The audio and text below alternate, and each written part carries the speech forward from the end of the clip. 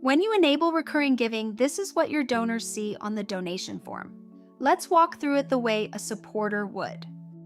By default, the form starts on a one-time gift. To give every month, the donor simply switches to the recurring tab. Now they choose how often to give. You can offer daily, weekly, monthly, quarterly, or yearly. Most donors pick monthly. Next, they choose an amount. These are the recurring amounts you set on the campaign, and they can also enter a custom amount. The donor fills in their name and email just like any other donation. Then they choose a payment method and enter their card securely. Recurring gifts work with Stripe and other supported gateways.